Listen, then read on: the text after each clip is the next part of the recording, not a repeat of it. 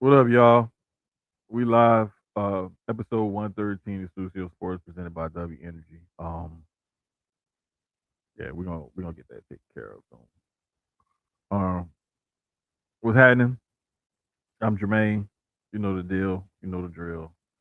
You know how all this goes. So don't act dumb. You can follow me right there. I put it right there to make it easy for y'all, and plus, cause it make it easier for me too. But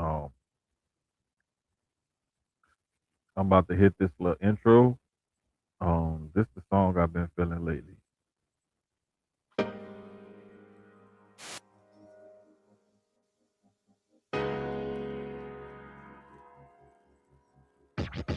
I was sewing, hustling, working for the Mardi Gras. Carnival in New Orleans, I'm outside. Everybody talking about, boy, you so cold. It's only one Super Sunday, it ain't the Super Bowl. I was sewing, hustling, working for the Mardi Gras. Carnival in New Orleans, I'm outside. Everybody talking about, boy, you so cold. It's only one Super Sunday, it ain't the Super Bowl. Mardi Gras, walking through the streets like I run a town. Don't blow your horn at me to move, drive around. We outside. I don't tell him he don't have enough on. I tell engines they look naked, I'm a whole park legend. We outside. I was making cars stop at the D shop. At the liquor store, I tell them who could go. We outside. Once we walk across the city, we gon' meet them all. The other engines, they be hopping out of U-Hauls.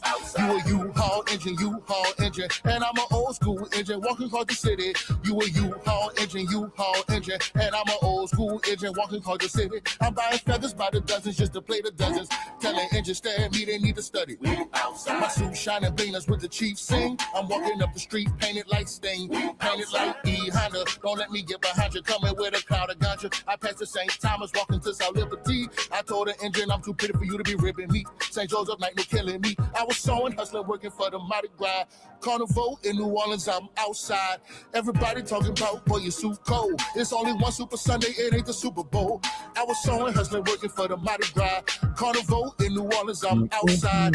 Everybody talking about, boy, you so cold. It's only one Super Sunday, it ain't the Super Bowl. Walking through the smoke of the Kawasaki's. Everybody come see me, magic, we the Jabberwockies. It ain't no competition, it ain't fair. Tell them inches how they dead on their porch stairs. They say I do the most. I got the stones on my glove like Thanos, walking past the float.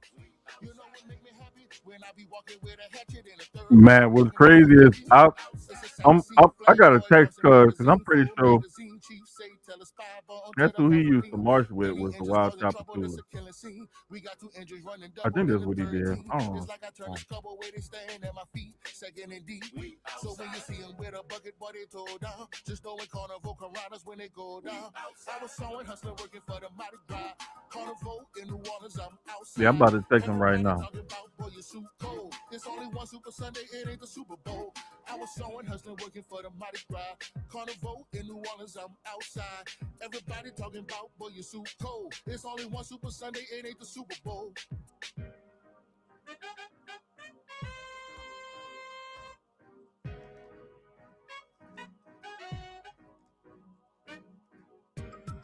Yeah, definitely about to text him. 'Cause I'm pretty sure he did. That's what he used to march with. I think so. I just can't remember, but I know he used to like. Cuz had it so was so deep into it, man. It was a video. Like now, his daughter is what? Damn, she is a junior or about to be a. She's a junior, I think. I think she's about to be a senior, something like that. But yeah, it was a video, man. Back in the day, she was barely. I don't even think she was two yet. She may have been two, like 2, 3 years old, whatever it was. She was little bitty, helping him, helping Cuz sew the feathers and the beads and stuff on his on his suit and shit. Like he used to be deep in it, man, and had her into it too. But now, um, I know his mom. She still walk with her group of baby dolls, and then his daughter. Sometimes she'll march with her grandmother. My cousin, she'll march with her and the baby dolls and stuff, man. So like, it's in the family and shit. Matter of fact, I forgot they had one of my other cousins. He was the grand marshal for the second line for them like a couple weeks ago, and his dad is an artist. So his dad did his cape for him.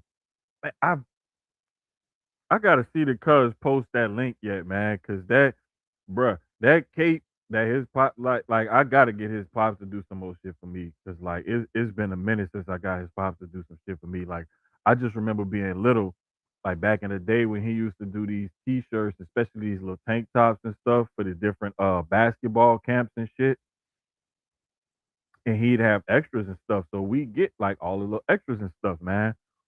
And man, he do dope shit. Like he got murals and paintings and shit all over New York, and like people be buying his shit. He teach art class. He do all kind of stuff. So yeah, man, that cape that Paulie had for the to be the grand marshal and shit for the second line a few weeks ago. That shit was. I made the cape. I made the fucking cape. That's another. I almost forgot. I made the fucking cape. Shit, nigga. I looked. My mom was like, "Yeah, that's you down there at the right on the bottom right hand side." I was like, "Where?" She was like, "Look next to so and so." And I was like, "Oh shit, that is me!" Like, hell yeah, hell yeah. That's how you do it. Shout out to Cuz, man, for putting me on the case. You feel me? Look, that song had the crib rocking. LOL, bruh. Let me tell you something. I already put it in the atmosphere. I said, if WWE ever come back for Mania to New Orleans, got to have that as a song. Got to have it as a song. And you got to have something with the Mardi Gras Indian headdress or something like that as part of the Mania sign and emblem for that week. Like that would be like just chef kiss. Trust me, I know what I'm talking about. WWE. I'm pretty good at this, like this advertising. Like I got a mind for it. I don't always like putting it to use, to be honest with you. So if y'all ever decide y'all want to cut the check, just let me know, and I'll be more than happy to hop on over and we could discuss compensation, so on and so forth. You feel me? Like I don't, I'm not gonna charge that much. Promise. I'm gonna be real reasonable with it.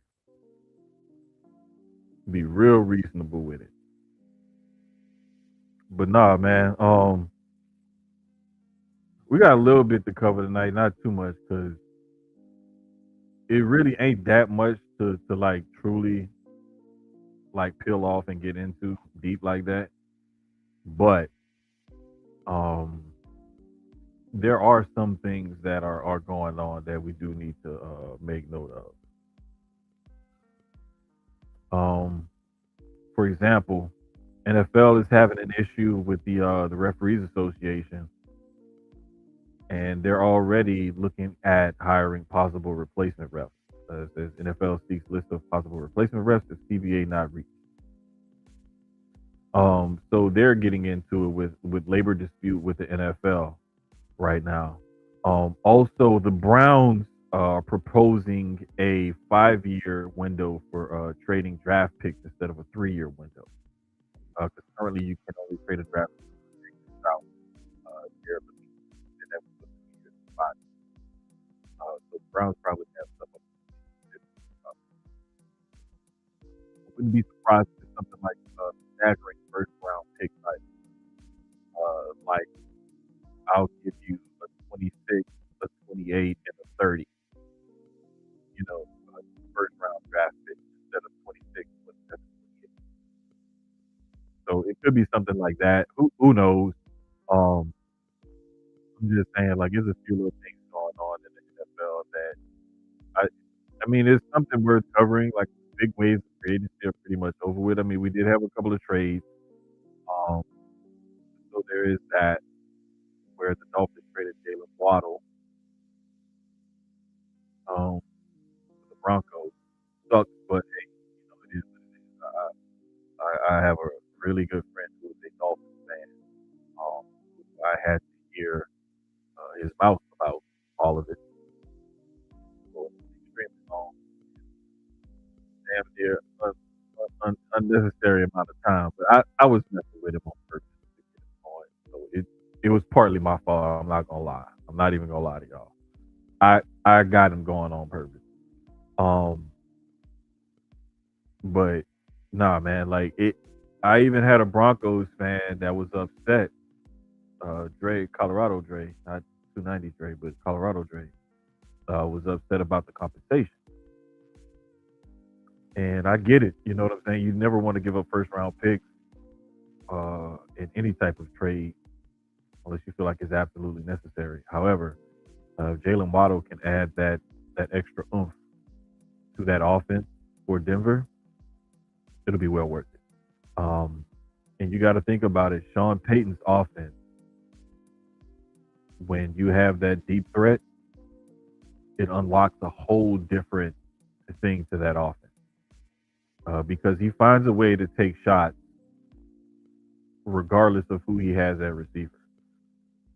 But specifically when you give Sean Payton a deep threat like that, that unlocks like another level of his offense even more so.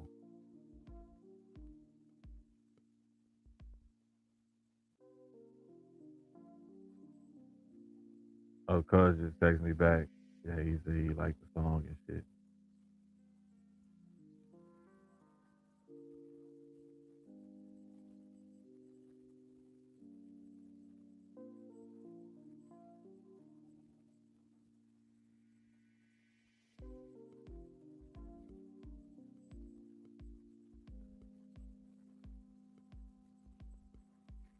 Yeah, well, man, cuz used to like, bruh, he used to that boy used to get down, man. I mean, he made some beautiful suits.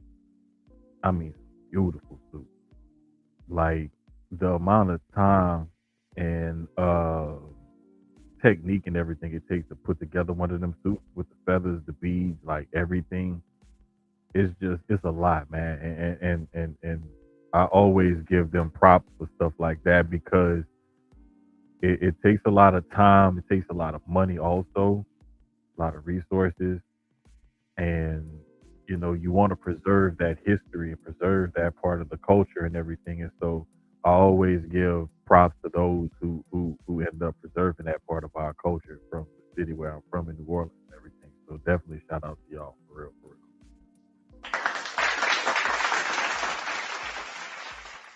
Cause like it's I mean you got to think about it too. Like it's the same thing. Like when people get upset about certain rules and stuff that the leagues have and certain things that they may do or any sports team or league or whatever for that matter.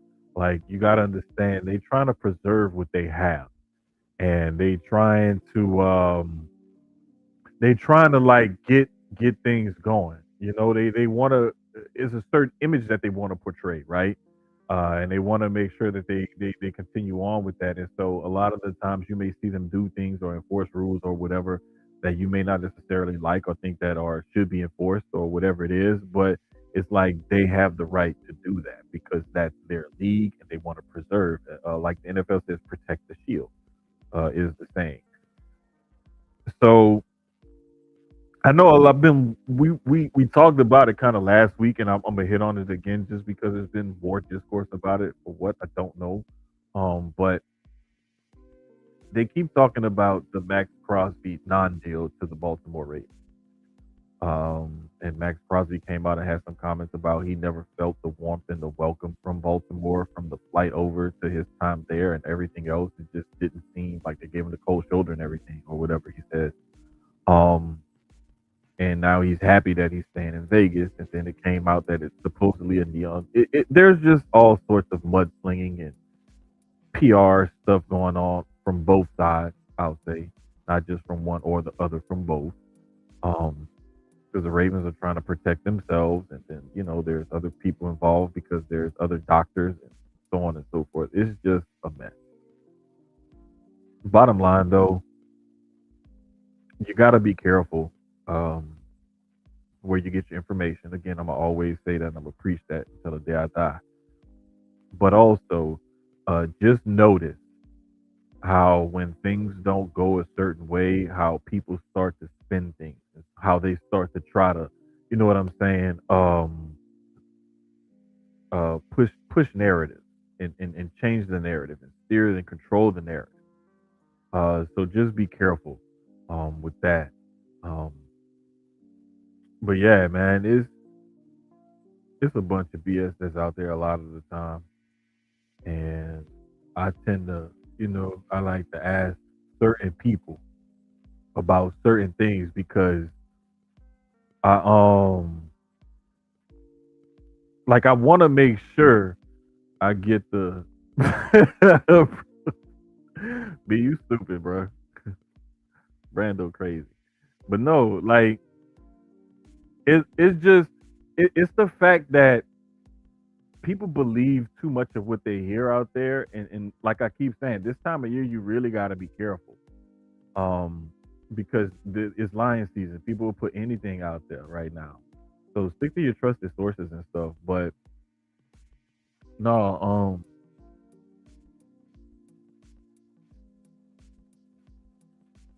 the other thing is the Dolphins, since they were in the mood to get rid of, tear down, and totally rebuild. That was another story that popped up. The teams are calling them about Devon Achane, and they're rebuffing those stories. Now, what I really want to know is when they pick up that phone and they say no, I'm just waiting for one of these teams somewhere, somebody's agent, somewhere gonna come out and say we offered them X and they said no. Somebody gonna say something. Somebody gonna spill the beans at some point. And I'm I'm waiting for it because I can't wait for the fan base to lose their mind when they realize their team offered X or whatever it was for Devon Achane. I can't wait. I can't wait. And I hope is two franchises that lose their mind. I hope one is the Dolphins fans because they're gonna be like, man, we should have took that deal for this dude. And I two, I hope love, is another team that get mad and they be like, man, we offered them that and they said no. We could have had him. boy, I love Devon A Chain. He a dog. He don't Man, deserve to be in Miami. I need him on a bigger stage. Not saying well, Miami's not a big stage right now, but he need to be on a bigger stage. I need him in. Who need a running back right now? Like a Buffalo maybe, or a yeah, um, I mean, with James yeah, Cook there, yeah. Both of them though, because I mean nowadays everybody basically not well, everybody, but a lot of teams are running the two back system. no, but the thing is Achane is about to want to get paid. So you're Yeah, already paying you got Cook. So it's like right. when that lines up, I don't know how that's gonna line up or whatever, but I have to look into when their Um, deals line up and stuff. But you Damn know it, who I everybody was got thinking? running back. Well, The team, Cardinals. no, the team that I was thinking, and this would be OD if it happened, but they signed the running back would have been the Chiefs. That could have worked if they wouldn't have signed Walker. That's what I'm saying. Um, It, it, Seattle it, might not be bad, but they already got Charbonnet. That's why they let Walker go. well, exactly. But the thing is they saw how Minnesota. good they saw how good. Yeah, because what's his name? They brought back. I think they're bringing back Aaron Aaron Jones. But I Jones. mean, Aaron Jones Yeah. like 31, 32 now. He's clearly lost a step or two. So Yeah. it's I could like, see but him with a Minnesota or yeah, Seattle would have been nice to see it there. Chicago. But I think Chicago like the young Oh, I think Chicago like the young boy. Plus I they still think got they do. Swift. Right. So they may or may not, but bro. It's always interesting, and I keep wondering when it's gonna come out. Oh, that's Somebody's gonna say something about it, and we'll realize like, oh, okay, cool. I see exactly what happened. But yeah, man, that was kind of interesting to me too that came out because I figured teams would start calling after they cut to a and everything. And then when they got rid of Chubb, they traded It's a fire sale going on right now. Phillips last year to Philly. They got rid of him before the end of last year. So Hey, but getting that first, I was listening to you in the background while I was helping. But Jesus Christ, getting that first for Waddle. yeah, getting those. Thank you, because Jesus, the circus over here.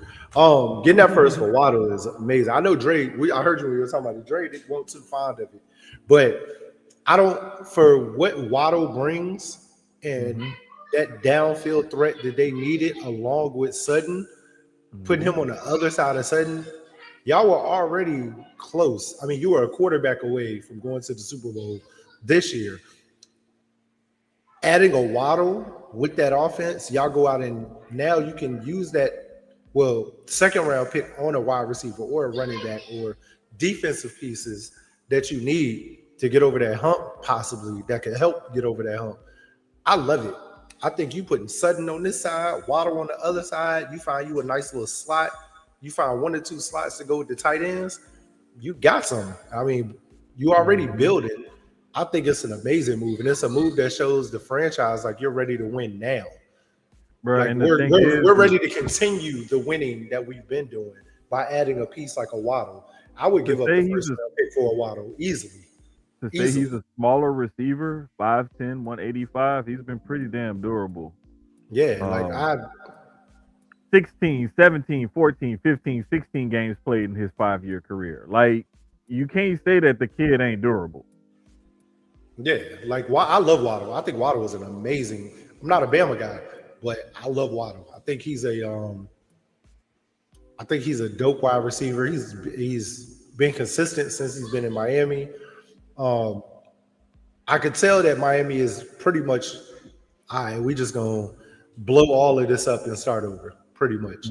I mean, like you said, once you let Chubb go, you let Tyreek go, you let Tua go. Now you trade in Waddle. I'm pretty sure A-Chain's next.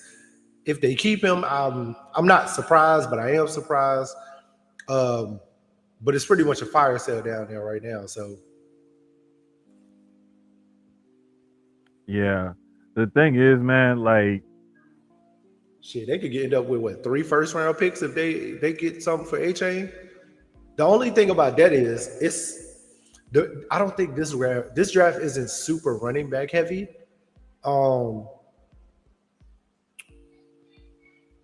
It's Jeremiah Love. Jadarian Price is my steal of the draft already. I can.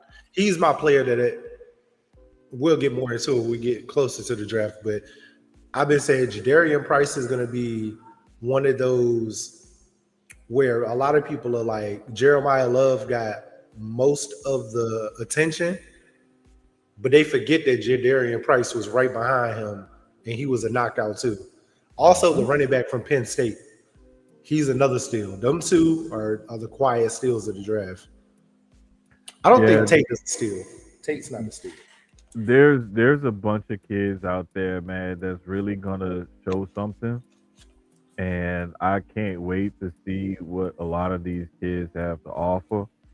Because I really think that if some of these teams draft well, like Miami, for example, I was telling my homeboy that's the Dolphins fan, I was like, bruh, with that much dead cap space, more than half of your cap is dead cap space. You got to draft.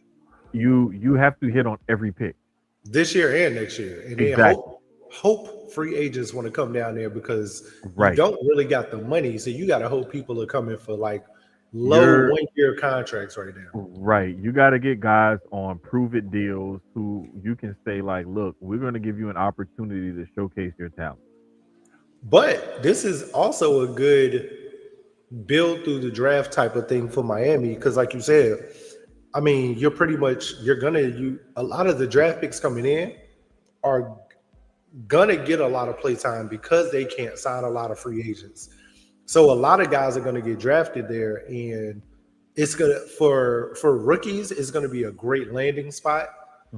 Even for a couple vets that's, like you said, looking for vet minimum places to land or Prove it those deals prove it where deals. they getting paid a fraction of what they could get paid on a 1 year heavily incentive laden deal, or something where they getting a little bit more guaranteed money than everybody else is offering them, because they're probably gonna come to the table like looking desperate, like, hey, look, I want to play next year. I don't want to sit out. Nobody else is really offering me anything. Okay, I'll take it, type shit. Or you may get guys that genuinely say, hey, no, I want to come down here and be a part of this culture change. And like, if y'all invest in me, I'll invest in y'all. Like, I mean, there's a ton of different ways it could end up. But the thing is, bottom line of what we're trying to say is Miami has to hit on everything they do. They have their margin for error has gotten so small because of all those dead cap charges that they have. But good lord, once they get from under cap hell, holy shit, they gonna be straight. And that's another thing that they could try to work out too, is you can project certain cap space. And so next year they'll have a little bit more money to play with. And then that's when they could be like, hey, look, we got bread to spend. What's up? So I mean, it is ways to do it, and there's ways to get around it. But again, we still have the draft left. There's still gonna be some pro days and stuff that are gonna take place. I mean, there's a lot that's going on, man. I just want to know, WTF are the Bengals even doing? Never feels like the front office gives a shit. We might end up being sued out. No, well, what happened with them, to be honest with you, bro? Like I said, from the moment they gave, it wasn't even when they paid Burrow or when they paid Chase. It was when they decided to pay T. Higgins instead of Trey Hendricks. At that moment, I was like, honestly, I don't even think it's the money. I don't think Trey was happy there. I don't even think it was the money. It was the money. The money prevented them from going all in on Hendrickson like they should have. They could have. He should have got paid before T, but they were scared to lose. They didn't want to lose T because T was on his way to, if I remember correctly, it was either Indianapolis, Tennessee, or Houston at the time, and they realized they were about to lose. Either way, they realized they were about to lose him, and they had no choice but to pay him to keep him because they needed that wide receiver too. But Trey should have gotten paid before him. Of course. Because, I mean, when you think about it, okay, especially on that defense, the Bengals have $21 million in cap space. It's not bad. Not bad at all, but I mean, you got to think about it. Especially nowadays when everybody's signing these 1 year. A lot of teams, to be honest, the new NFL, outside of like the really big name guys, everybody's signing like 1 year 8, 1 year 10, like not really prove it deals in a sense. Mm-hmm. It's just because there's so many big name guys getting paid, like the Eagles. That's one thing we do. If you realize the last couple of years, it's not per se prove it deals. It's just we have a lot of guys we're already paying a lot of money to. So we don't have a lot of cap to spread. So Howie finds a way to sign a lot of these guys on these 1 year, sometimes 2 year deals, depending on what the money is. Hey, shout out to the homie House in the building. Good to hear from you, bro. Glad you're tuning in. Hopefully we could give you some entertainment, take your mind off things. You feel me? For sure, love, bro. Paid before he, but bro, like this is what I kept saying from the get go. What do you think the Bengals need more of? I probably say they need more playmakers on defense, to be honest with you, because not only did they lose Trey Hendrickson, but they also traded away the linebacker. I forgot his name, Logan something, to the Cowboys last year before the trade deadline. So I'm saying though, like they getting rid of playmakers. So Logan Wilson. Logan Wilson, yeah. I couldn't remember his last name. Only reason I remember because I seen my homeboy made a post about him retiring today. My man's is a Bengals fan, so he was like he got traded last year. He wanted out, got traded, and now he retiring. But yeah, I think they need more defense. Offensively, the Bengals have been fine. I Joe would say Burrow, offensive line. yeah, Offensive but line and defense. even within that, Joe, if you look at not last season, not this season that just passed, but even let's go back last season, he had them. They were winning games, and the defense is what was selling them. The whole season. They like the 2 games with the Ravens. They had the Ravens beat in both games to last season. And the defense sold them. This year was just a total debacle. But even within that, they were close to making the playoffs still. So the offense really hasn't been the problem. It's been more of the defense this year and then keeping Burrow on the field healthy. So one, you need a better backup quarterback. Let's talk. You need to go find that. And then 2, defense, corners, D-line, clearly D-line now. Just addressing the defense in general. I think in these next 2 drafts, y'all should be able to do that. I think the reason why Dre thinks the Broncos need a tight end is because they do. They lost Noah Fant. They do. But hold up, let me see. Because remember, they even went out and brought in what was the guy they brought in last year at the end of the season? Or near the middle to the end. Yeah, they definitely that's the only thing I would think they missing on offense. Evan Ingram and Adam Troutman.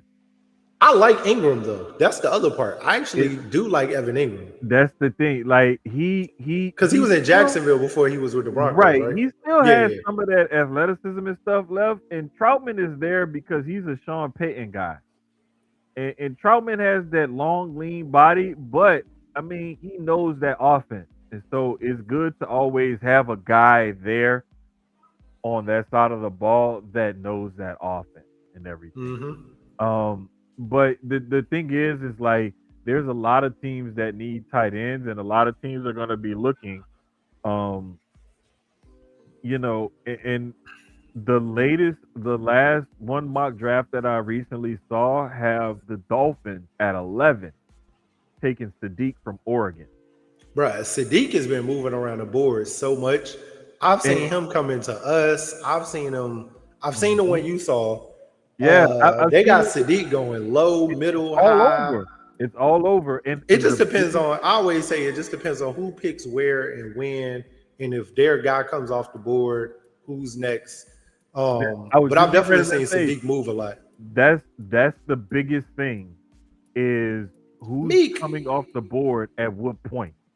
You know what I'm saying? I think she was running errands or something because I she had called me earlier when I was at work. But yeah, man, like what you call it? It just depends on like let's say for example, if a team has like let's say Arvell Reese, they got him coming off too right now. Well, Makai Lemon and like Jeremiah Love or whatever, or like whatever it is at the top of their board, and like Sadiq is like 4th on their board, and all 3 players in front of him are gone, and maybe 1 or 2 like that they thought about, close to range to him are gone, then they're gonna be like, well, he's the best player available at a position of need, ranked on our board where we have him. Like we should just go ahead and take him now. And it's always weird how it falls out because nobody really knows how everybody is stacking their board. And so most of the mock drafts are pretty spot on for the most part. It might be sometimes some years they'll end up being off, but the closer you get to draft, most of the mock drafts are pretty spot on because somebody has somebody that they know on the inside that is kind of like gave them a small tip of who's gonna go where, especially in that top 5. I'll be honest with you, the only ones that's really super accurate is kind of like top 2 or 3 sometimes. Sometimes not even that. But I know for a fact. I think this year, looking at it, I think this top 5, it looks like might be spot on. That Ruben Bain one is interesting because I don't even think so. I'm not even sold on the Jets at 2. Every the Jets may do it too. Only because reason I believe Arvell Reese is not just because of the mock drafts. Pretty much every mock draft for the last like month and a half, maybe 2 months, Arvell Reese has been right there at 2 behind Fernando Mendoza. Then 3 is where it starts changing. 1 and 2 has been pretty, I ain't gonna say consistent. It's been spot on from what I've seen. And 3 with the Cardinals is where the names have changed as far as what they're gonna do because of the different free agent moves they made. The Sonny Styles went to the Giants is the only reason why I don't put a whole lot into mock drafts a lot of the time is because they'll tell you it's just speculation. yeah, of We course. really don't know how they got their draft board stacked or what they think. And there's been times where teams will be like, oh, people will be like, everybody will be pretty much in agreement that a team is going to do something. And then they swerve you and do something different. And everybody's like, oh, well, how did that? Listen, once you start talking to them after the draft, this well, look, this is who we had on our board. This is who we looked at. This is who we thought. Perfect example, recent history. Remember when the Falcons picked Penix? Nobody thought the Falcons was drafting the quarterback at number 9. Nobody. I did. I said Stop it. Go find the tape. I gotta look for that tape. I gotta find that one. I know you liked that pick. I know you did like the pick. I'm not gonna. I remember. I said it. I remember afterwards. Before. Only thing I remember was when we talked about it afterwards. I hated it and you loved it, and I remember us going back and forth about it. And I remember telling you, me and Jeff had conversations, and I told them, I kept telling Jeff, I like them picking Penix. Yeah, it's gonna be. It's always interesting to watch because there's always gonna be something that happens that you're not expecting happen. A team is gonna draft somebody nobody thought they would draft, or at a position where you think it's a strength, and they're strengthening that strength. Perfect example. I was listening to some local sports radio today, and they were saying that don't be surprised if the Texans actually take a pass rusher in the first round. And people were like, why would they do that? They're paying, Danielle Hunter all this money, and they're going to have him. They're definitely going to have him next year because when they gave him that extension, it pretty much guaranteed next year as well. I think that cap number is like 40 some odd million next year. So he's going to be here, this coming year and the following year is what I'm trying to say. But people would wonder, why would you draft another pass rusher? Well, because once you get his, 30, 40 something million off the book, you're going to be paying Will Anderson an ungodly amount of money on his extension. And that's looks like Caden McDonald. Yeah, but it makes sense. One, you got to draft. I think it's not about, sometimes it's just depth. Sometimes you're not even looking at these guys to come in and start right away. It's depth. Whether it's for this year, next year, it's usually depth. So, I mean, at a certain point when you're building your team and you may have your starters at certain positions and you go out and get another guy, one, it could be best available or it's just depth. So, exactly. So, like, I wouldn't be surprised if certain teams do certain things. Like, I know one of the ones that's been a hot topic is, where does Ty Simpson from Bama go as, supposedly second quarterback on the board? A lot of people I think he slid. I think because of need, and they still don't know, as of right now, they still don't know what they're going to do. They don't have a quarterback per se, because Rodgers hasn't let them know anything. So I think as of right now, they are going to reach this year for a quarterback just because they have nobody right now. You might as well. I mean, they do have the guy they drafted last year from Ohio State. But I think I like Ty Simpson. I don't think Ty's bad. I think Ty would be a good fit in that Steelers system with new head coach, just a new regime. I think that's a good fit for him. I think they should have went quarterback last year. Well, they still have Mason Rudolph also. They still got Mason Rudolph on the roster. He's actually listed as QB1 right now, and then Will Howard is actually listed as QB2. So That's I what his mean, wheelhouse. yeah, that was a QB you was talking about from Ohio State. I couldn't remember his name either. Like I'm picturing his goofy face and everything, and like yeah, but Goofy like I, face is wild. bro, because he got one of them kind of goofy. It was this one picture or whatever that I saw him on this one. It was a picture in a video. Like he just had this goofy look.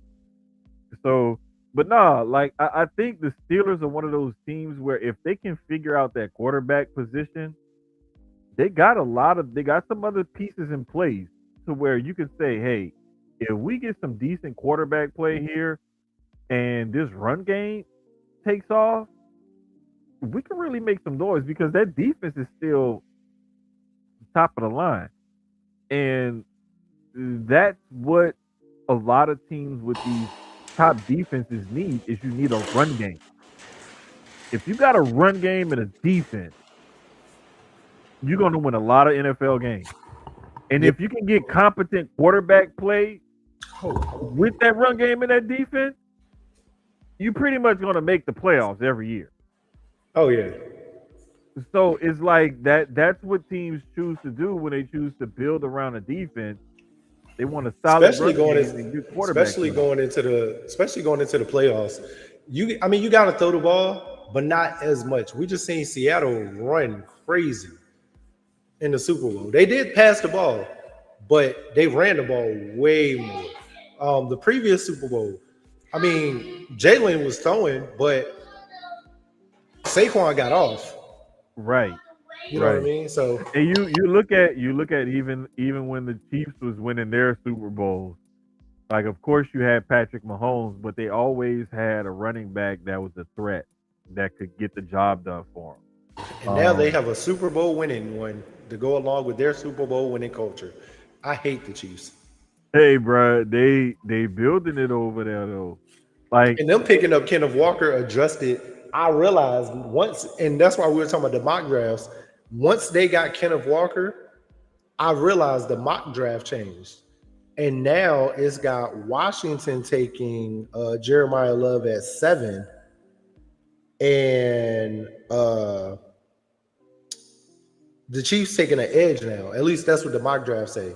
Up until they got Walker, all of the mock drafts had them taking Jeremiah Love at 9. man, I'm looking at Daniel Jeremiah's and he got Jeremiah Love going forward to the Titans. See, And I the CB, I like that too. Oh no, I no, no. love that pick. So I've seen that one. I have seen that, and then I've seen Ruben Bain going there. I Yeah. like both. Yeah, because I do. you I do. can't. You honestly, I'm gonna be honest. I think in the first round, in my opinion, you can go wrong. Don't get me wrong, but I also feel like you can't go wrong because the first round, really the first 2 rounds, maybe 3 this year, are so strong. You can't. I don't think you can really, in a sense, go wrong with a pick.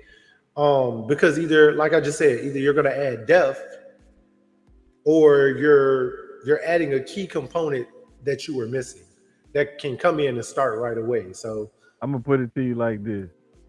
in a rebuilding team, you can't go wrong anyway.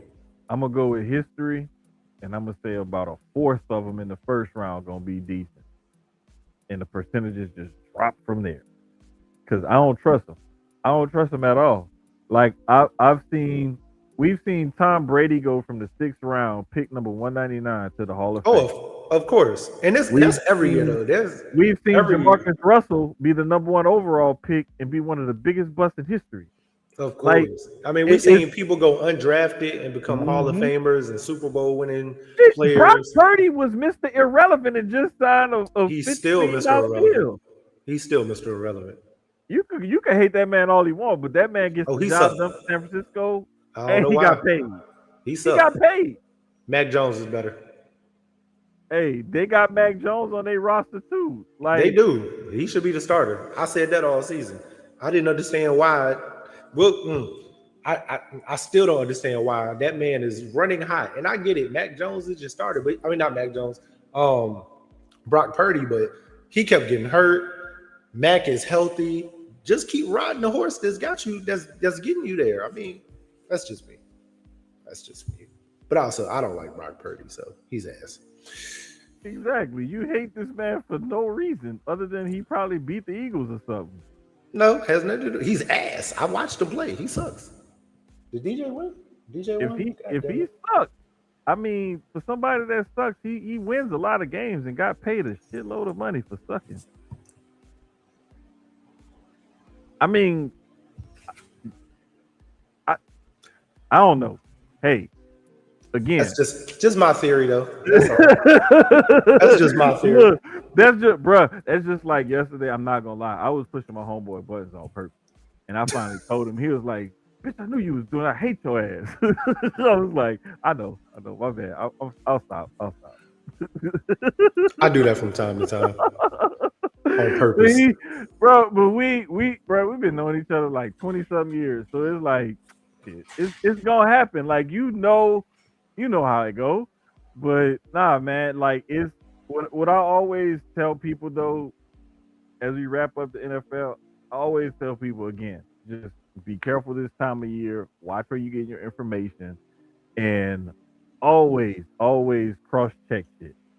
Because what'll end up happening is you'll get yourself knee deep into something thinking that is real, and then it be wrong and fake as I don't know what. But dog, this NBA right now is really I don't even want to talk about the NBA right now. I'd rather go to the WNBA and talk about this historic CBA Listen, that the women's the Players hey, Association and the league got. I'm Like, I mean, super proud of exactly. them women, man. Super proud of them, man. They Shout out stood to the their ladies, man. ground. Real They for real. stood up. They've been fighting for this they've been fighting for this since before for those of us like in our age range, right? And I'm younger, but I still know because I've been around, but they've been Mhm. fighting for this since the 90s. You know what I mean? Since the early days of the When they WNBA. first started the league and stuff, it was cool. And the women always wanted to get paid more and get paid better because they never wanted to have to go overseas to supplement their pay. And not even that, but they still, I mean, the pay is better than what it was, don't get me wrong. But then, like when we were talking well, I was talking in the chat earlier, you got leagues like Unrivaled now that is paying big money, but now they don't. So with the WNBA pay increase, you got Unrivaled, and Unrivaled is adding more teams next season, which is going to bring in more WNBA players. I think they're adding what, 2 more teams next year to Unrivaled? I believe it's 2. It might be more, but I Okay. believe right now it's just 2. Along with the WNBA is adding more teams as each new season comes. We already got teams adding all the way up until 2029 right now. It's going to be at least 1 or 2 new I teams all the know way they through. have the plan for It's Cleveland, Philly. Those are the newer teams because we already know about Toronto. Like there's going to be there's After Toronto, it's Cleveland, Philly, Cleveland, Cleveland. and Philly, right? Yeah, plus they move in Connecticut. Connecticut to Houston. We don't know exactly when yet. So yeah, I think the plan from what it looks like, they find somebody listened. Somebody heard me. I know they didn't really hear me, but I'm gonna say they did. It looks like every NBA team is gonna have a sister team. How it should be. I think it should be that way. Even if the colorways can be different, I don't care about that. But every NBA team should have a sister team, and mostly is owned by the by the NBA team, which is fine too. But uniformed marketing, it helps the WNBA more with revenue, having the NBA more involved with the marketing, with especially All-Star Weekend, figuring out how to intertwine the NBA and the WNBA All-Star. Off season for both, for each other's All-Star game, but still, like they did a couple years ago when they did the 3-point shootout. Who was it with? Was it Sabrina and what was it, Stewie? I can't remember who it was. I think it was Sabrina and stuff. Yeah, somebody like that. But doing stuff like that. Yeah, it was Sabrina and stuff. No, I love that. And even doing the same thing during the WNBA All-Star, having like Steph or whoever wins the men's 3-point come down and battle the women's 3-point champion or something like that. My thing was I like the WNBA standing on its own because you want to make sure that, like, even though the NBA does supplement a lot of their whatever their finances and stuff, like I like it to be standalone because as a business, if the NBA absorbs the WNBA, it's gonna create a lot more hassle for the NBA to keep everything straight and separate in the business and the books and all of that kind of stuff because that's just gonna create a whole nother. That's gonna create a whole nother like But most of the teams now already are owned by whoever owns the NBA team in that city. Some of them are owned by NBA owners and some of them aren't. Now I know Vegas is the thing is with like if you intertwined them, it would make it more hassle with the NBA owners and stuff negotiating everything. But if you keep it separate and you have them separate, it's cleaner books and stuff, and it's less that like if this would have been under the NBA umbrella, this labor negotiation, it would have been even worse. No, I think you keep it separate. Like you can own. So when I say having a sister city, I mean or like marketing team. And stuff. Yeah, not really saying. I see what you're saying. That's what I thought you meant. I was like, wait a minute. But even if it's like with Chicago, right? Let's say the Bulls owner does own the Sky, that's fine. You know what I mean? There's no problem with that because you're not bringing the books together. Mm-hmm. It's still, two separate businesses that you own in a sense. I thought that's what you meant because I was like, wait. Yeah, that's what I was meaning more or less. Like, cool. I own, like, let's say I own the Mystics and the Wizards, right? Mm-hmm. I still have my GMs over here. I have everybody who runs the Mystics on this side, everybody who runs the Wizards on this side, but I'm still the owner overall of both teams. You know what I mean? Like, yeah. So, and the money is still separate. It's still Wizards money, but it just helps because, of course, I'm going to spread my marketing over to my Wizards also. I mean, to the Mystics also. That part of it. I think that helps more because you're still growing the league. Having the young stars come in we have a lot of young stars coming in this year from the WNBA. I mean, from college.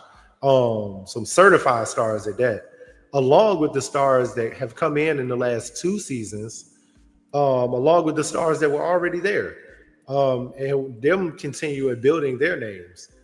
Asia Wilson being the face of the league right now and balling the fuck out.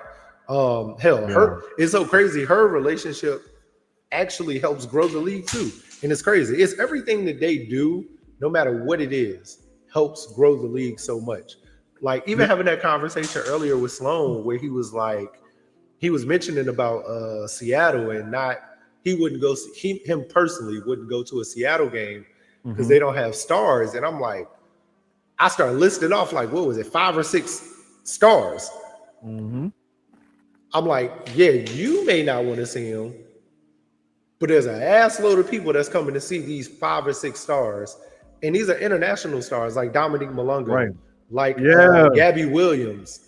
You still got... the thing is, some people could say Nneka Ogwumike is past her prime, but bruh, like she's one of those women that ushered in this new era of women's basketball where college games were starting to get more TV time and more coverage. And, these programs were blowing up. And when it was her and her sister at Stanford together, and they were coming out of, I believe it was Cinco Ranch in Katy, where they went to high school here. Somewhere in Katy. Anyway. Like, they were like, damn, Nneka and Shanae Ogwumike, like, they badass. Like, these girls are really good, and they have personalities, and they're good looking.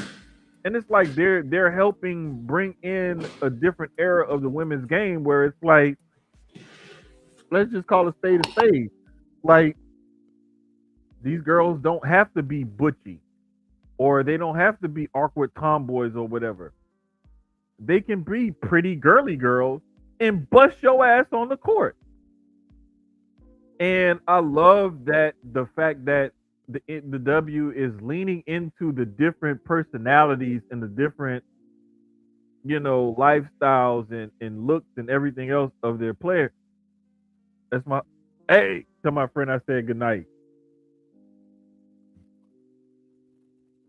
Until I ate all my cookies like within 2 weeks of getting less than that probably. All four packages was gone. Well, I need somebody to. Scholar, Uncle Jermaine said thank you for the cookies. They were good. Say thank you for buying cookies. Here, say thank you. No, say thank you. Oh, Thank Nah, you. yeah, you're you welcome. Thank you. Thank you. Thank you. Listen, Bye. I'll take whatever I can get. I'm just happy I'm one of the people she talked to. Listen, she got another booth sale on Saturday. Hey, Hell yeah. night night. I see it. Get some. Go to bed. I gotta finish. Can I finish this? Yeah, I'm gonna finish this. And then, yep. I'm gonna finish this and then I'll come up if you're not asleep, okay? Go, mommy. Oh man, she was trying to sit down there with you. Yeah, of course. Her and Justin. I already know. Justin Shirley slid down them steps quick as hell.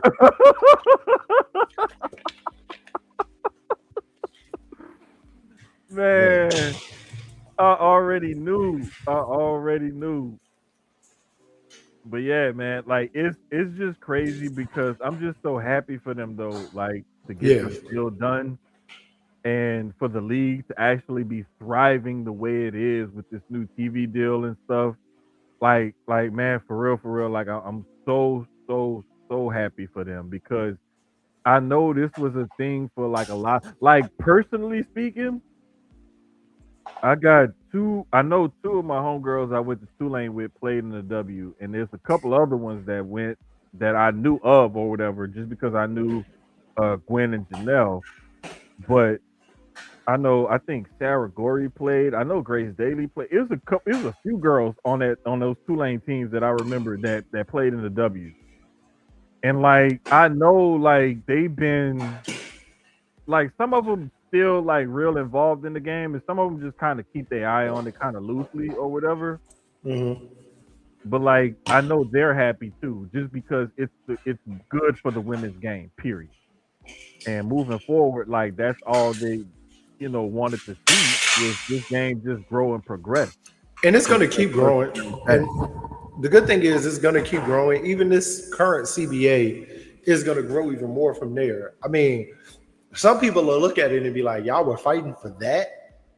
Yeah, they were. But it's something, and it's it's honestly a major increase from what they were making prior. Bruh, like when you hear Angel say that her endorsement deals are more than her WNBA contract.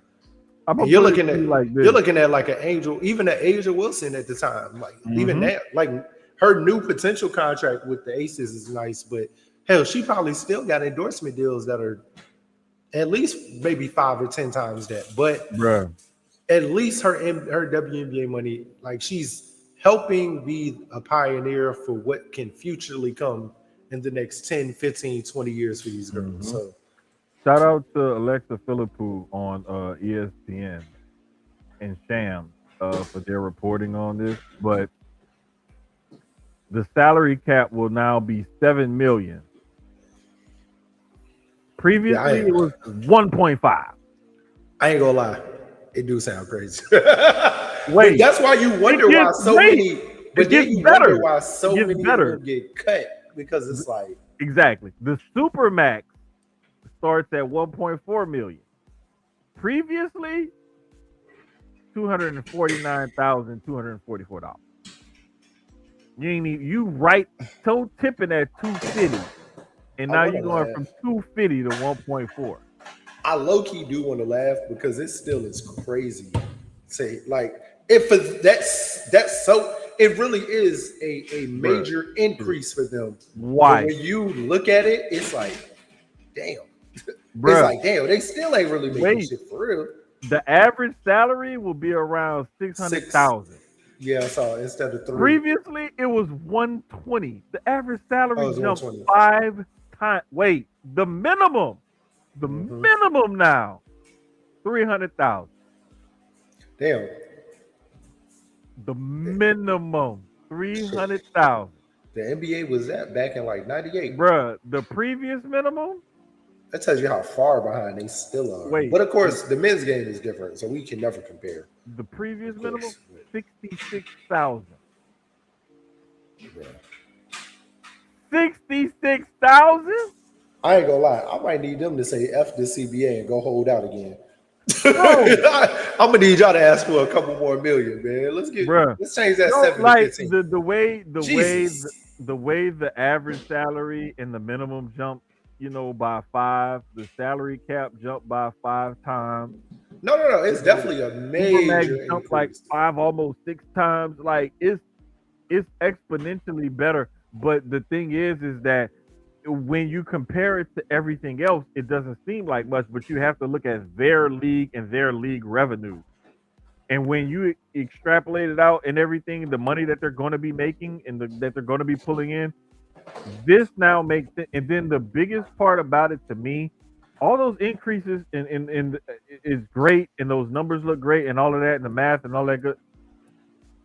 The best thing to me is that they negotiated it to where if the league grows, all of those numbers will grow with the league revenue. So that it's And more based. I think it's more based on percentage, and then they have options to negotiate. I can't remember all the details because it literally came out like earlier this morning. yeah. Like I was waking up Um, around 5:30 or so my time, and I want to say it came out like around that time or shortly thereafter, like or whatever.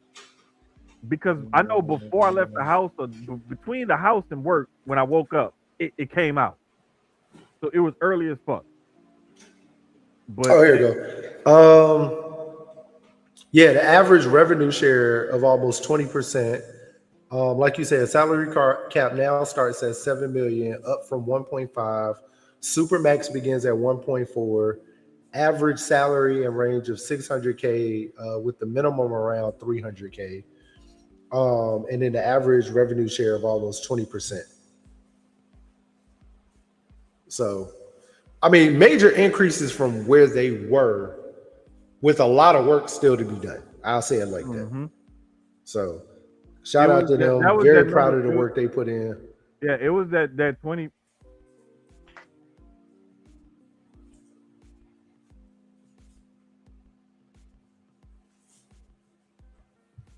You went mute.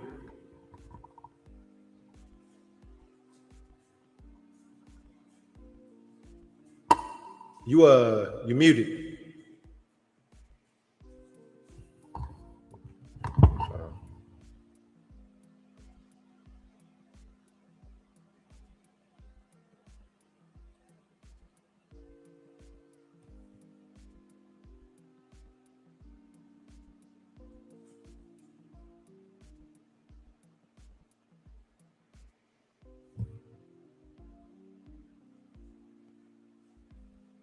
Can you hear me, Jermaine?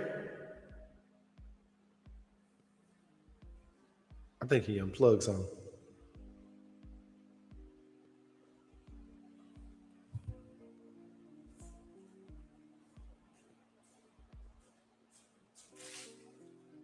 He's so focused.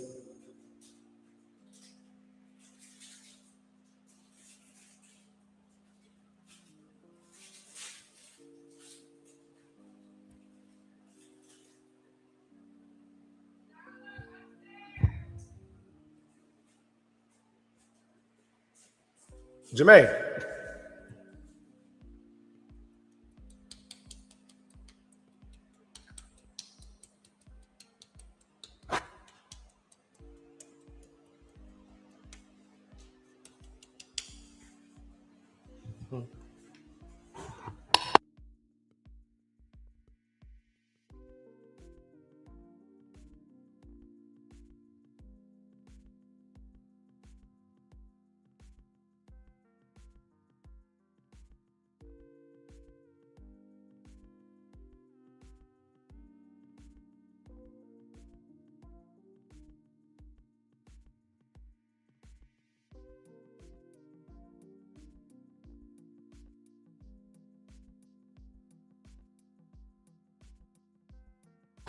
All right, guys, my bad. While Jermaine works on this sound, we have a co-host in the back, Skylar. Skylar, say hi. Wave. All right. Um, like you were saying, super proud of the women of the WNBA and everything they got going on. They definitely deserve the money that they're getting. It's going to be an amazing, amazing thing for them. I can't wait to see how this opens the doors for more players, more money to be made, more endorsements, the league to continue growing, adding more teams in the next few years. So, Dog, I don't know what the fuck happened.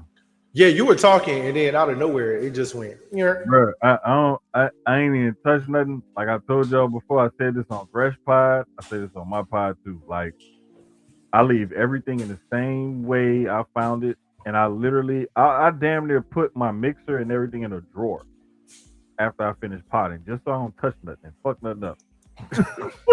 Like I'm dead ass. It sits over on this windowsill over here behind me. Like it sit over there on that windowsill all week collecting dust, and I gotta wipe it off before I use it because I don't even touch it. I just don't. Ever since I got my levels and everything right, I do not touch it. The only thing I touch sometimes is the volume on my headset in case it's a little too loud. Sometimes that's it. Outside of that, like if I fuck something up, I really fuck something up because like I promise y'all I don't be touching it. I try not to. I try not to, but like eventually I'll find a way to fuck it up for sure. But no, man, like what I was trying to say before, like it's so close in some of these races, and this is why the Bucks want to shut down Giannis, is because of how far out they are from the 10th spot in the playoffs. Out.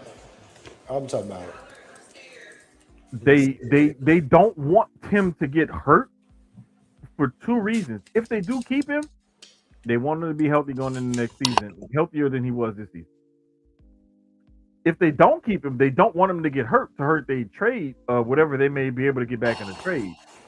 Because even though the NBA has those rules where you have to get compensate within a certain range or whatever, to make the trade happen, it could still affect like draft picks or different shit like that that they may want to end up doing for their for their for the trade. So like let's say for example, they're trying to fill in salary. Instead of saying, okay, we'll give you 3 firsts, they may say we'll give you 5 seconds or something ridiculous like that. Or like instead of adding an extra first round pick, we may throw in this other player to match that salary and keep our pick. You know, so like there's little things here and there that it could teeter totter that trade that could make that trade a little bit better or a little bit worse if he's hurt. So it still does matter. It's wise on the team's part to shut him down because y'all ain't winning enough to make the fucking playoffs. And even if y'all do make the playoffs, y'all ain't going no damn. Nah, they 28-40 right now. The only way they would make the playoffs is if the Hornets lose every game from this point on. Facts. And like I said, well, y'all could hear me, but Hornets, Hawks, or 76ers. Right, with about 15-ish or so games left in the season to make up a 6.5 game deficit. It takes something historic to make up that kind of deficit right now in the NBA season, especially considering how Milwaukee's season has gone thus far and how hot Charlotte has been lately. So yeah, because the East it's so crazy that what we had talked about last week and the week before, how the West is, the East actually has gotten there at certain spots where 5, 6 through 10 literally could change within games, just depending on win-loss. I'll even say 5 with the Raptors because with their 39-29, it kind of starts there. Cleveland not too far off at 42-27, but the last 15 games are crucial for everybody as far as wins and losses, even up to the Knicks and Celtics, because the Pistons, Knicks, and Celtics, their seeding kind of depends on a lot of their wins and losses also. So wait, I'm sorry, I take that back. It's like 12 or so games left in everybody's season now. Yeah, my bad. But one thing in the West that I noticed, and this is where the West is so weird, because Monday the Lakers beat the Rockets, so that Mm-hmm. gave them a game and a half lead over the Rockets for the third place in the West, right? Because you got Beat the you got OKC, Timberwolves. I mean, not and then San Timberwolves. Antonio's 3.5 games behind them, and then LA is 11 games behind OKC. But Mm-hmm. then you got the Rockets, Nuggets, and T Wolves all at 12.5 games back. But that's all because the Lakers in the last week have beat all of them. They have a win Right. over the. They split with the Nuggets. Hmm. I believe they beat the Rockets in both games. They're playing them right now, and they played them on Monday. Okay, that's what it was. Yeah, Sorry. Yeah, they, they, yeah, yeah. they, they. I think that game. I was trying to pull it up, but like, I don't know what I'm doing on my TV, man. I keep getting Games. distracted and not pulling the game up. Right now, the Lakers are up 67-55 in the second at halftime, Okay, okay. and that's That's what I thought I the had saw when I was like browsing the looks web like that's earlier, the looking for the. last game Okay. of the night because right now the Hawks are up on the Mavericks, 124-106 with 4 minutes left, Hmm. and Grizzlies are actually beating the Nuggets right now, 107-103 with 6 minutes left. Got you. So Also, like, even a game like that, Nuggets drop a game to the Grizzlies. hmm That slide, they're what 42-27. That puts them at 42-28. hmm Uh, even if the Rockets lose, that's not going to change too much. That'll still put them right at fifth and sixth. But that yeah, brings the Lakers a little bit closer. I think, like I said, that 1 and 2 is pretty much locked as of right they now. they they not going nowhere because Nah, OKC already clinched their spot. San Antonio's 3.5 back. Like the Lakers are what is it, 7.5 back of the Spurs? Right? yeah, With 12 that games ain't left, it ain't that ain't happening. changing. It ain't happening. It Um, ain't happening. But remember what we said that 3 through 7 could change at any point with a win loss. Hmm. You saw the Lakers go from 6-3. Yeah, because Like, right now Phoenix is 4.5 back of LA. Phoenix is seventh. LA is third. But with the way, like the Lakers are on a heater right now. They're 9-1 in their last 10. It looks like six if the straight. flip flop that, and let's say the Lakers go 5-5 in their next 10, and the Suns go 8-2, 9-1. You know what I'm saying? Like they could easily Yep. make up that deficit, especially if they get a Sorry. chance to play them.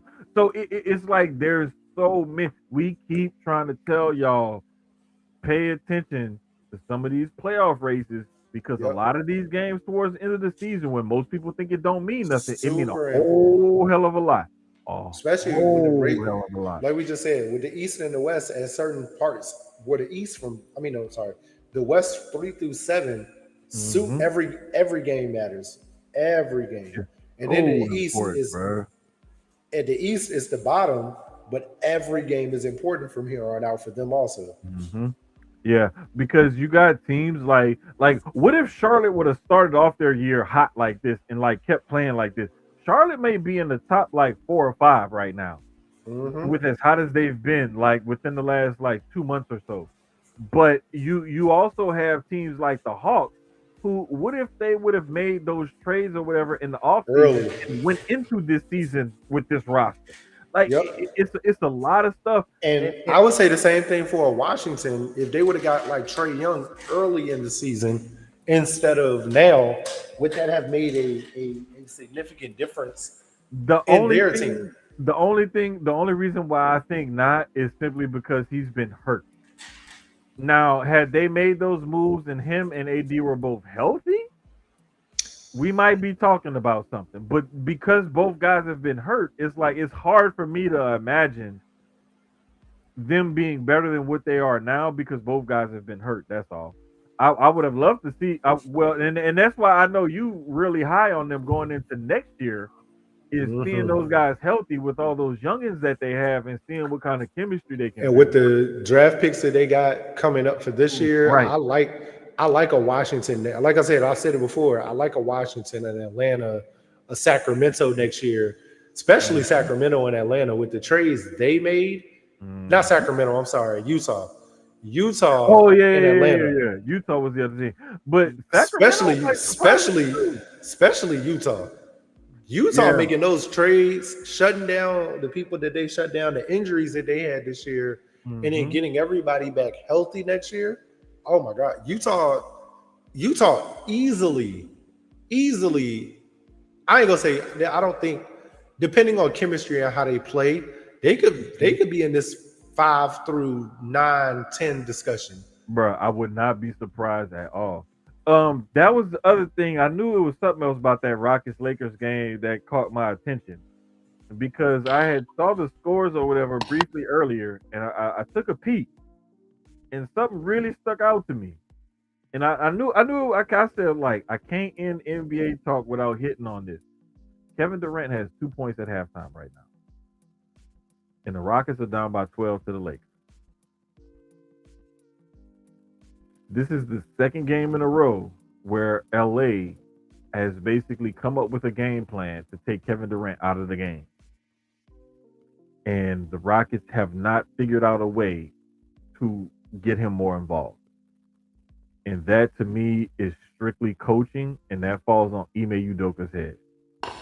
Yeah, Because there is no reason why last game he only had 16 points and they kept double teaming him and you couldn't find a way to get him the ball. And now at halftime he only has 2 points, and I want to say he only has like I think like less than like 7, 8 field goal attempts or something crazy like that right now.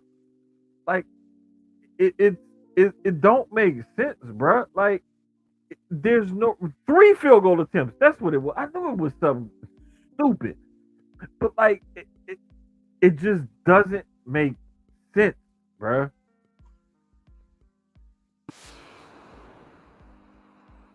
I don't care if JJ Redick loves the way the team is playing. My bad, y'all. I ain't mean to play that. I don't know if y'all heard that or not. If that was just me and my headphones, but it was just man, on your headphones. enough.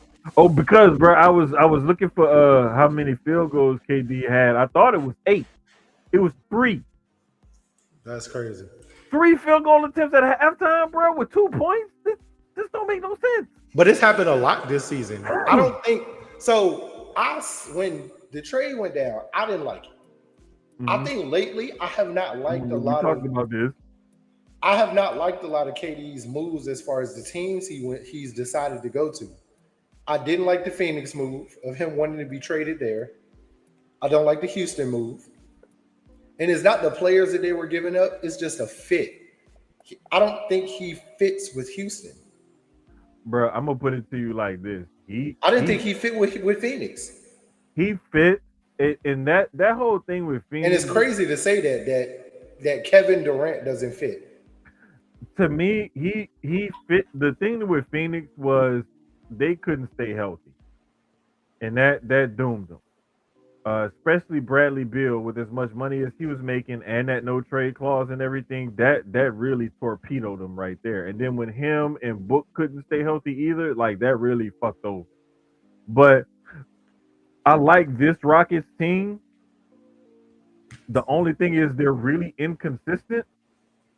Yeah. And not having Fred VanVleet is to me major. That is major. That's a major key to all of this. Not having someone to get the offense going and somebody who can orchestrate things.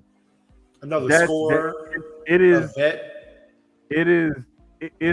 to me, Fred VanVleet could average 6 points a game for this team.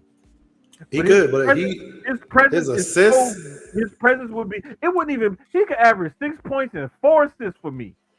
It's his presence, getting the offense going, bringing the ball up the court, orchestrating things, organizing things, and being a true floor general on facilitating. The court. Yes, that's what you need him for. Ball movement, moving the ball around, defense. This is why. Like, remember beginning of the season when Jason Kidd experimented with putting Cooper Flag at the point. Mm-hmm. And everybody thought it was crazy as hell. Everybody was like, wow, I thought this kid was the next big thing. And it's like, no, it's what he's being asked to do right now. That's the reason why he's not looking good. When they took him off the ball, boy hit the ground running and they ain't seen the flow since. And think about this team when you add Kyrie, where he don't got to do that, Oh, and he could just move around and be a pure scorer. let me tell you something. The only other thing I'm hoping for is that they can get solid, healthy bigs that can stay in the rotation and give them the rebounding and rim protection and like the rim running and lobs and the pick and rolls and stuff like that. Like if they can get some of that action going and get maybe one or two more shooters or slashers, I And would say good another draft shooter and picks. another slasher or something like that. Like that team has potential. I gotta go look and see That what they team got got for potential, AD. bro. I gotta go look and see what they got for AD, but they still got good draft picks this year. Yeah, exactly. And so I think that they have a lot left. One thing that I will note though is that the NBA is thinking about expansion, and they've named Vegas and Seattle as the cities where they're looking to expand to. You know what? As you say that, I meant to grab some. If if this does happen, I would not be surprised if the rumor of Mark Cuban trying to buy back the Mavs with another group, I would not be surprised because I think Miriam Adelson will do everything in her power to be the owner of that Vegas expansion franchise. Yeah, because they were trying to get out of the Maverick deal once this casino stuff fell through in Texas, and it looked like it's going to continue to fall through. Exactly. They were out on that, so I think they've been out on the Mavs for a while, and bringing the team to Vegas. But also, I think what's his name is going to try to have his hand on that too. Raiders owner Davis. He might, but let me be a part of that because remember, no, but he owns all the other Vegas teams. no, As of right now. this is the thing though. Mark Davis is cash poor. As far as having liquid cash on hand to say he can fund stuff, he's cash poor. Credit wise, he's good. But I mean, I would think that they would give it Liquid to cash him. on hand, I would think they would give it to him based off of look what he's done. I mean, doing with the Raiders now. I'm gonna put it to you like this. All that's cool, but it's like with that fee, I want to say that fee was somewhere The buy-in fee is high. It was around $7 billion. Mm-hmm. Yeah, the buy-in fee is high. That's the part that it's like. But I think he would. I mean, you know how that goes with him. He's no different than Jerry Jones. He's pretty much gonna put his own consortium together 9 times out of 10. And but the only thing though, the difference. And I know the only reason I know he is because I think like I put myself in his mind a little, and I'm like, I already got the Aces, I already got the Raiders. He has his hand. If I remember correctly, he does have his hand on the hockey team and the Oakland, well, not the Vegas A's. So I could see him doing the same thing, even if it's with the Mavericks owners, even if it's going in with them. You know what I mean? I still see him having his hand somewhere on that when he already has it kind of on the rest of the teams too. But either way, I think pretty much Vegas and Seattle are going to be teams once the votes happen, especially bringing back to Seattle. Speaking of, I had to go grab some. We were cleaning out the garage the other day. Mm-hmm. And I totally forgot I had this until then. Always been a Supersonics fan, man. Yo! Always. Bruh, that's crazy. I told y'all I be having stuff. Hey, bruh, let me tell you. So still brand new, Mitchell and us. Me and my homeboy was just talking about this shit because like we remember like we go back to playing like NBA Live and stuff, right? When it first became NBA Live. Jam, when you had just you were playing with Sean Kemp and Gary Payton. Yeah, we was just talking about that. And I was like, bruh, remember them Sean Kemp, Gary Payton days? It was something else we was talking about and we relate it. Anyway, we was just talking about that earlier. I had KD jersey when he first got there. I still don't know what I did with that damn jersey. But I did have his jersey when he first got drafted to Seattle before they moved to OKC. I was actually not a Supersonics fan in a sense. I loved Sean Kemp. I thought Sean Kemp was like him. He was just amazing at that Bruh, time. out of Elkhart, Indiana, I'll never forget like when that dude came into the league and stuff, and I was just like, "Who the fuck is this?" I was like, "This nigga play like how we play like when we get an 8 foot rim or something like that." When You I know what tell I'm saying? you, Like, he wow, plays like there are no plays. It's certain players during that time. I felt like the way they played, they didn't play like they actually ran plays. He was one of them where it was like just get him the ball and get the fuck out of the way. Grandma, no, Larry the Larry thing, Johnson was another one. I feel the like they didn't actually run play sets for Larry Johnson. there were times that like Kemp, you had to run a play for a little bit, because he wasn't always as great. Like if you just dump the ball off to him, you have to have some sort of play action or something, movement or motion or something that can get him the ball or whatever. But like Larry Johnson was one of those dudes where I saw Larry Johnson at UNLV early on, and this is when I knew like he was kind of different in that even though his body type wasn't like it was like another like Charles Barkley type of power forward. I knew he was different because I saw him take the ball off the rim on a rebound and go coast to coast and like lead a break and or go down and score when he was at UNLV. So I was like, nah, man, like dudes like that, like he got a different kind of skill set and he shows like a love and a passion and a little bit of IQ for this game. Like him being a quote unquote undersized or a shorter, power forward, I don't think that's gonna stop him from being a good player in this league. And sure enough, like he proved himself, like he was a pretty damn good player for a long No, time he in this really league. was. I was a And he even huge fan of changed him. his game, like later on in his career and stuff, and became an outside shooter. I mean, he wasn't a great 3 point shooter, but he He was was decent decent. enough to where it was like, hey, you got to go cover Larry when he's trying to take that outside shot. Like so, Him and Mitch Richmond. Mitch Richmond was another one, bro. I was a huge Mitch Richmond fan.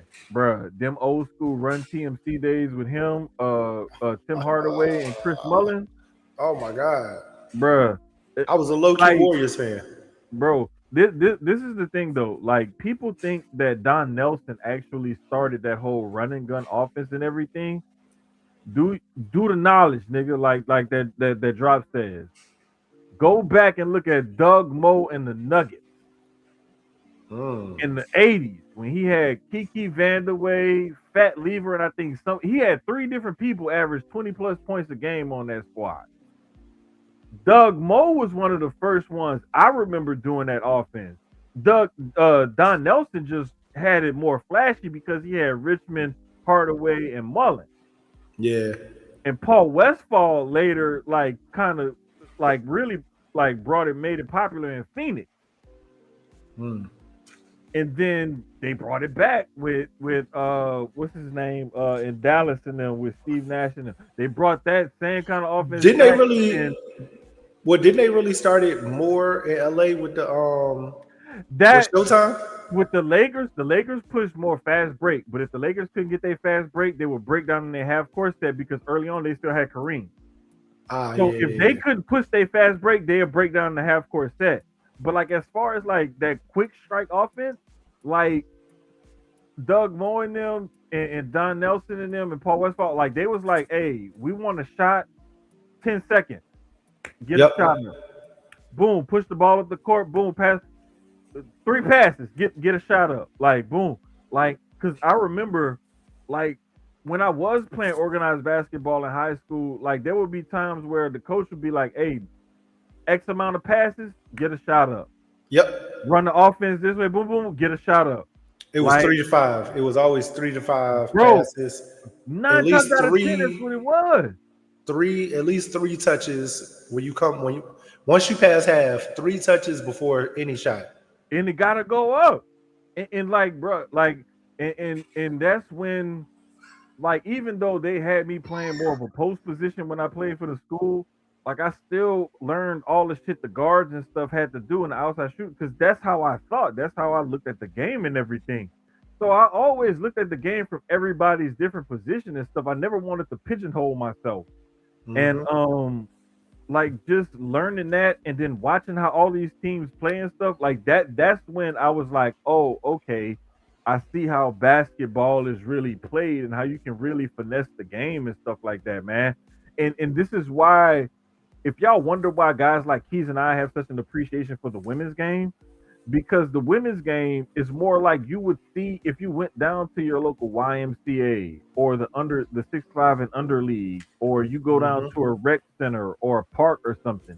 You're going to see more of the women's game being played, and that most people have played and can play. Then you're going to see like 6'10" guys who can handle the ball and shoot three, and you're not gonna see 6'7" guys with 47-inch verticals that can do 360 dunks from the free throw line. You're not gonna see that. You rarely see stuff like that, but you And will. depending on which gym you go to, because you might get a couple guys in there that played overseas, they done played. I've seen them. I've played with them and against them. Trust me. Like, if you go and you play at enough of these gyms and parks and stuff, you bound to run across somebody that you're gonna be like, damn, you should have been somebody. And little do you know, he was somebody. Exactly. On some sort of level or something. Like, and this is why I feel so comfortable telling people, like, yeah, I stopped playing like sports competitively a long time ago because I never wanted anybody to say that they saw me play and I was washed. I never wanted that to happen. And so I identify with athletes who retire early or don't want to play anymore or whatever. Like, I don't even feel bad about it. I don't get mad at them. I love it because I'm like, I identify with you because I did the same fucking thing and I'm a regular dude. I'm not there yet. No, bro, I was there a long time ago. I was like, nope, fuck this. Nope. Nobody ain't gonna never be able to say they saw Jermaine play anything and he was washed or he was sorry or whatever. You can say that maybe when I was younger. And it did that light before that light bulb went off. Yeah, you can say that. After that light bulb went off, you can't say that. I will say I'm at a point now where I don't want to play. I'm definitely transitioning into like figuring out my lane with coaching or training, especially with the boys getting older. Yeah. I'm definitely about to start putting, especially like with us moving.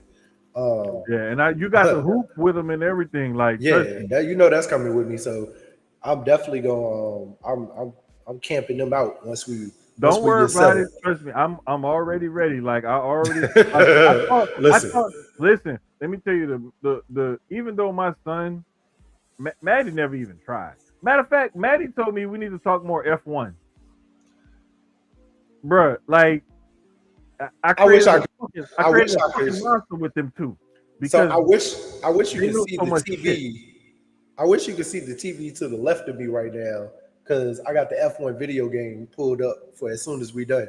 No, I told her, I was like, hey, we touch on it every so often. I was F1, like, NASCAR. Yeah, I said we do more NASCAR than anything when it comes to racing and shit. Listen, tell her anytime she wants to come on and talk F1.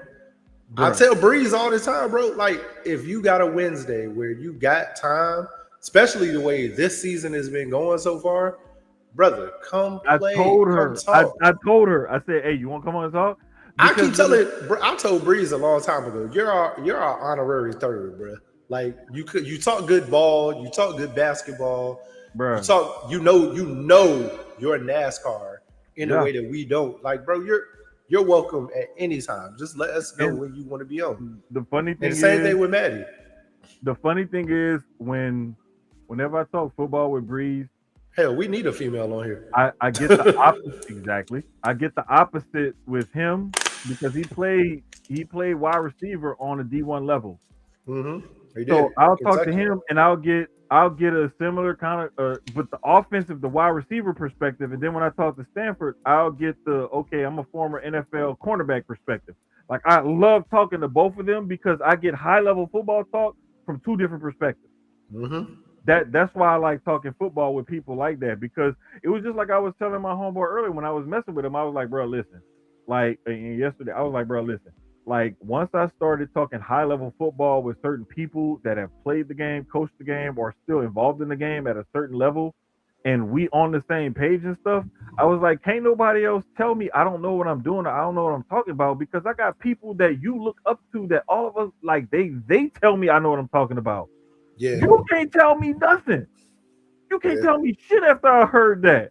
Like, and I don't even like the brag or name drop or be arrogant or nothing like that. But it's just like, bro, you gotta understand. Like, if I don't want to debate it or go back and forth with you, there's a reason why.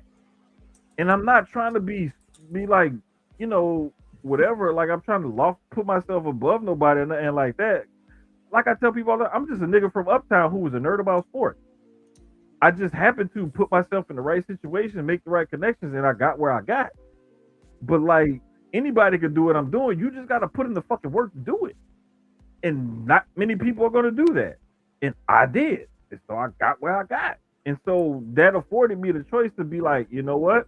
Either I'm going to join this conversation or I'm not.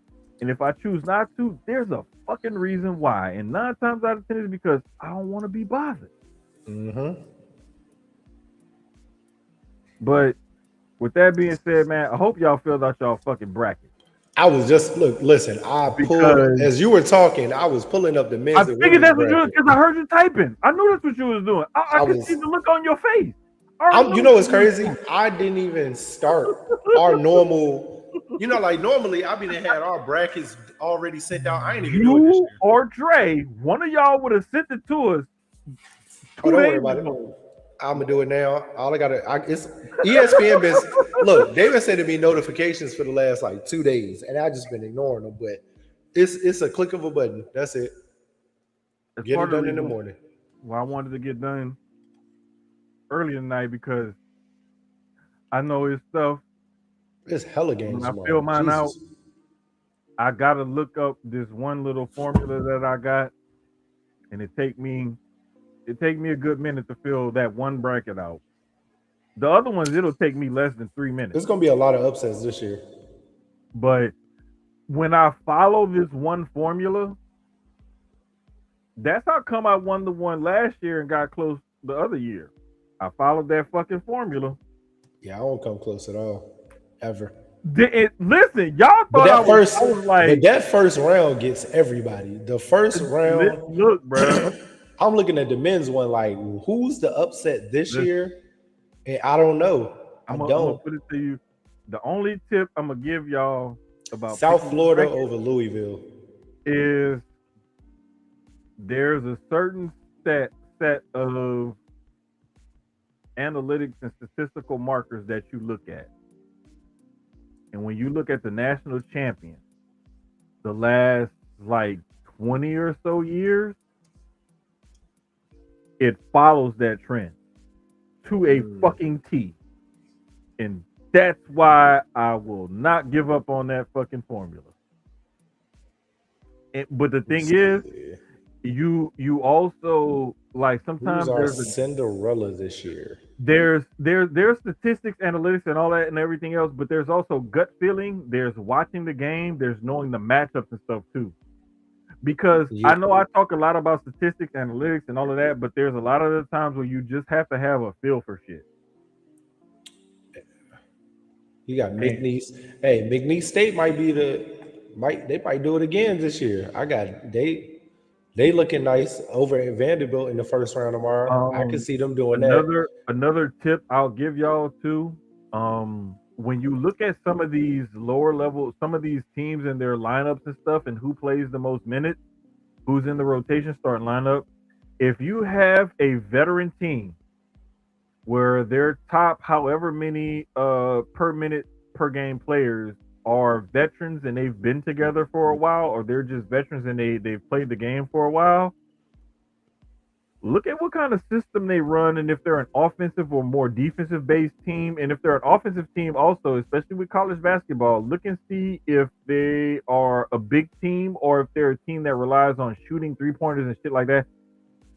You gotta dig deep and look at the matchups and certain things like that, and that'll help you pick a better bracket. It's not just going by like certain numbers and ratings and this and that. Like, you gotta really dig deep.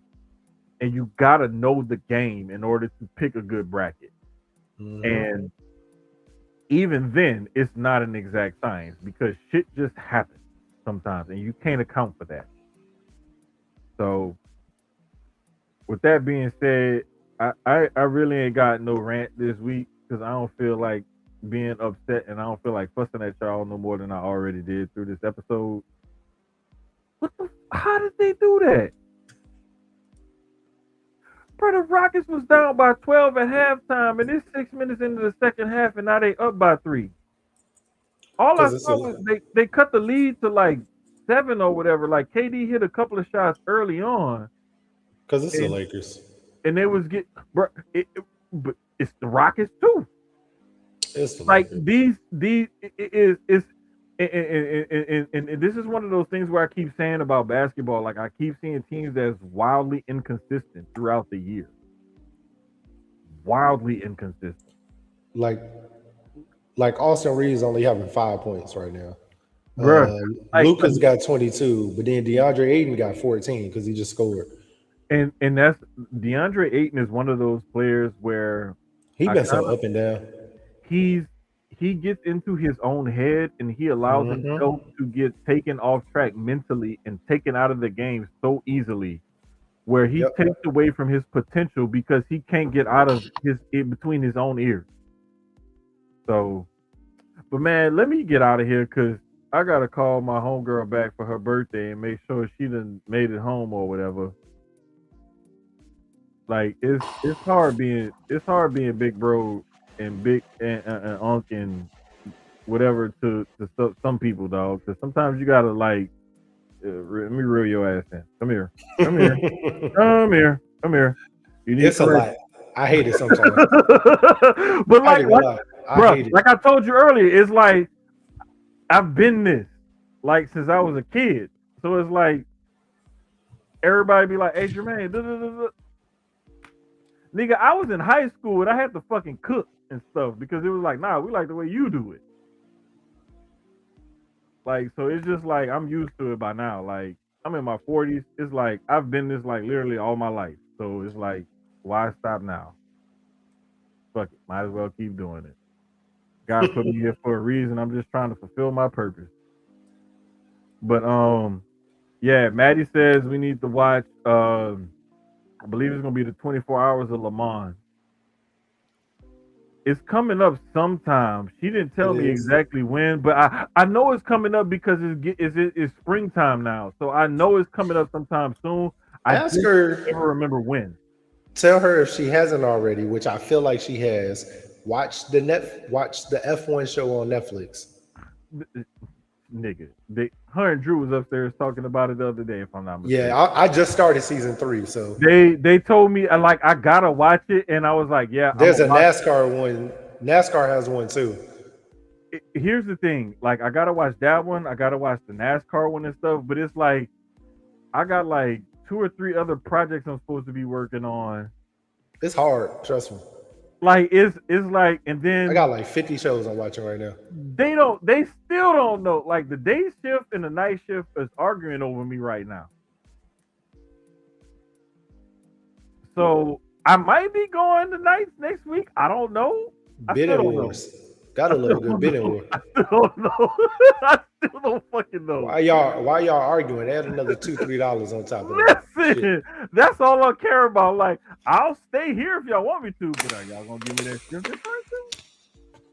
Does that shift differential make a difference? I go to nights for that. Listen. I may hate it, but I'm gonna love that extra money. Only reason why I'm talking about it, man. Like, and I already told my homeboy, I was like, hey, bro, listen, if they want me to stay on days, this time I'm gonna do it. He was like, hell yeah, that's exactly how I want you to play it. I was like, you already know. Like, I was like, remember, Sean Kemp, Gary Payton. If you throw it up there, you know I'm gonna catch it. Exactly.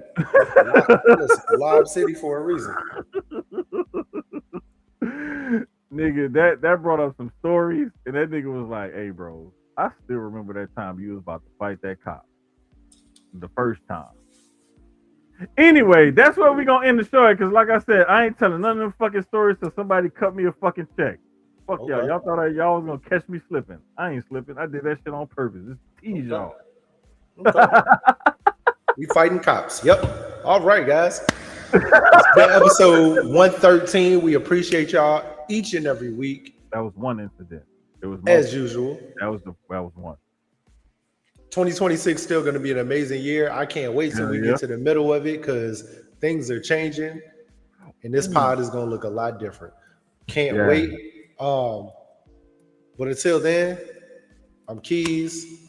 It's the big dog Jermaine, and we out. We'll holler at y'all next week sometime.